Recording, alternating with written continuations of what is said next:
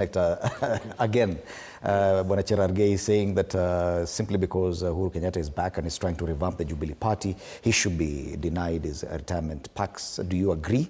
Do you feel that his return makes your side of the political divide a bit uncomfortable?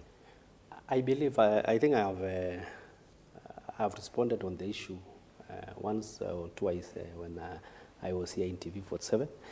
I believe any Kenyan has a right to have his political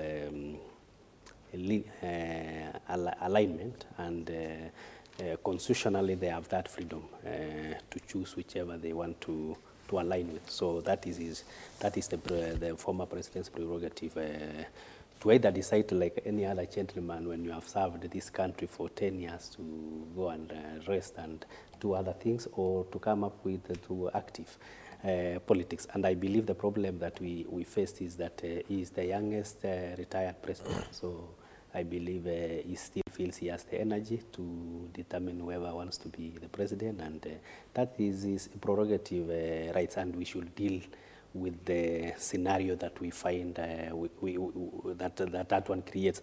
I believe if we look at our party and the broad-based as a whole, we have so many positives and so many friends to be able to clinch the 2027 elections with ease. So we don't want to focus so much as to whom do we want to go and tie in a corner so that he doesn't talk, whom do we want to go and do what. Let everybody enjoy their freedom, but I believe at the end of the day, we have the message and we have the numbers and we have the agenda to move this country forward. And for sure, looking at the entire spectrum in terms of the political activities that is happening, our president has a thumbs up in terms of he's ahead of all the shenanigans that is happening politically, because the opposition have a minefield of their own. They are yet to agree. They just say united, but within the undertones, crafting a winning strategy, I believe it's the hardest thing to do. So in between, there will be so many dynamics, and as they say in politics, one day is a whole century in politics, so things will change. Things will happen to change. And if there is one of the smartest politicians, we will all agree, is President William Samoei Ruto.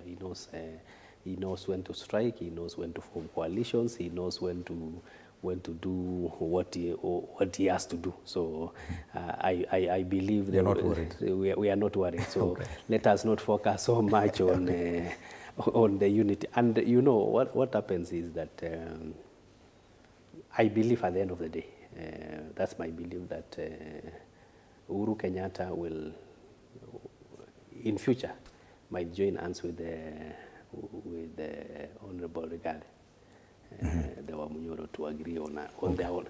Both of them are not candidates for that matter, but they might somehow agree on what to do in the future. But so, it's definitely a bit complicated, this one, because, and you see the kind of suspicion that has been directed towards the revamping of Jubilee Party, that it would appear now the cracks or strands within political lines within the Mount Kenya region, if we may think of it as a homogeneous voting bloc, that this time around they're more divided.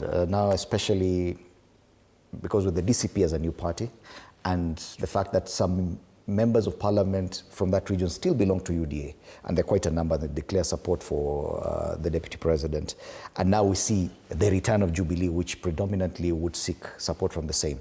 Don't you think that that complicates the matter for the Mount Kenya region in terms of political support? Let me tell you.